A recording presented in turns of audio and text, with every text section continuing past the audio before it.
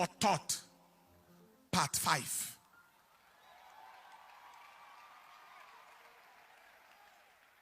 There are people wondering why the church or church leaders should be bothered about governance or politics. That is very absurd, very ridiculous. It is as ridiculous as asking why a person should be interested in the sanity of the pilot that is to fly him in an aircraft. Or why a person should be concerned about the expertise of the surgeon that is to perform a major operation on him. Or why a person should be worried about the health and hygienic status of the caterer that serves him food. Please understand this.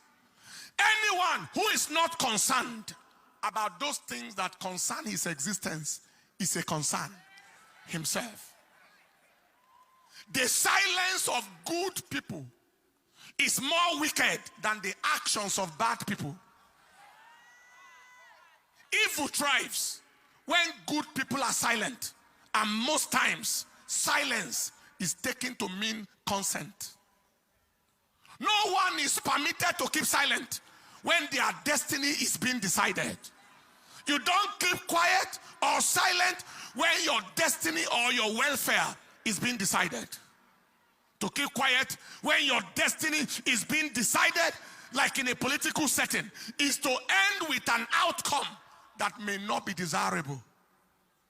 Now, why should the church people, church leaders, and the society at large be interested in politics and governance? Why should we be interested in who heads the government?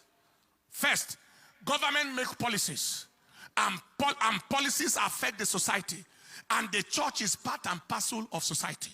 So everyone in society, the church and her members inclusive, are at the receiving end of government policies.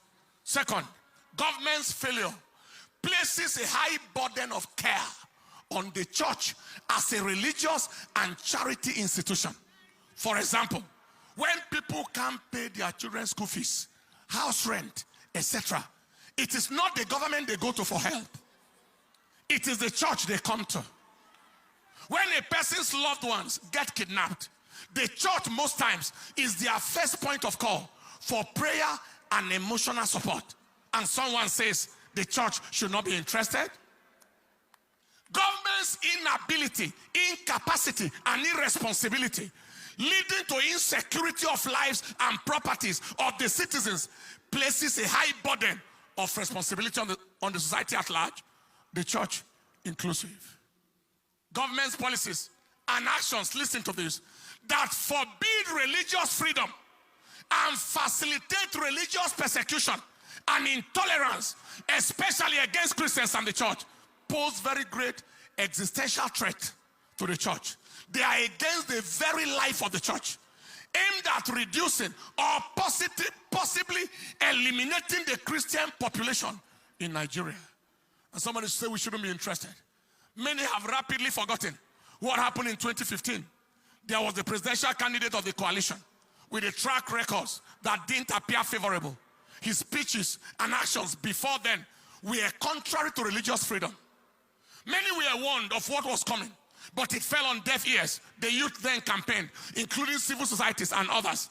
They claimed that insecurity will be handled, corruption will be handled, etc. What was the outcome? Escalation of religious intolerance and the persecution of the church went to another level.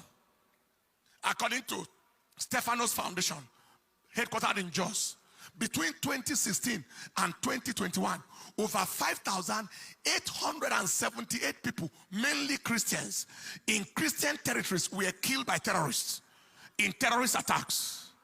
Between 2016 and 2021, over 10,715 people, mainly Christians in Christian territories again, were killed by herdsmen, as against 3,041 killed between 2010 and 2015.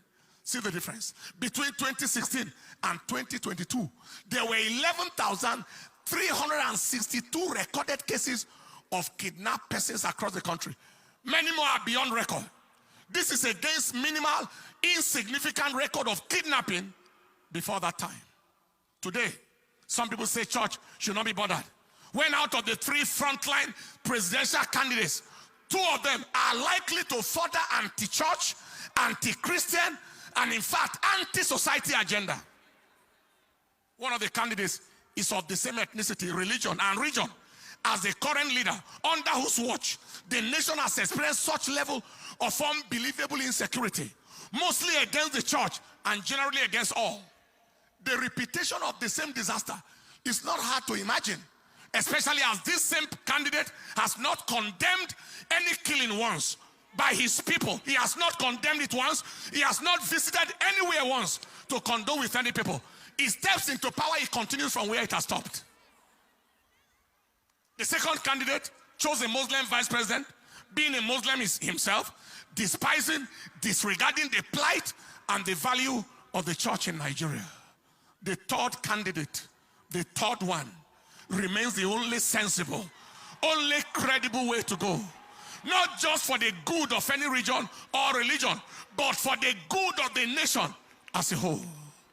So for anyone to say that church should not be involved in governance and politics of the nation, he is either daft, deceived, dubious and fraudulent, demented, that is insane, or a demonic agent from hell who want the destruction of the church. Friend, you have been shown the way. Did you see the way? You have been shown the way. Follow the way. Go out and vote. Do all you can to ensure that your vote counts. God bless Nigeria. Stand up on your feet. Somebody may say, but the one, no, you can go ahead. The one that is of the same religion and region and ethnicity as the current leader of the nation has a Christian gentleman vice presidential candidate. Somebody may say that. Don't forget that that was our situation in 2015. There was the Christian gentleman, pastor of in a denomination. Many people voted in that time because of the vice president. From the region where he has come from, we came from, they voted. The denomination, the Christianity voted, Pentecostal cycles voted, and his denomination voted with the hope that he is there, and that means that there is hope. Question: what difference has been made? Brutal question. To what extent was he able to stop insecurity, to stop the massive killings, the massive persecutions, and the massive anti-religious agenda against Christianity? What extent? But I want you to notice that every time they gave him the opportunity to act as acting president, things rapidly changed. Things rapidly changed. But to what extent was he given that opportunity? So don't let anybody deceive you.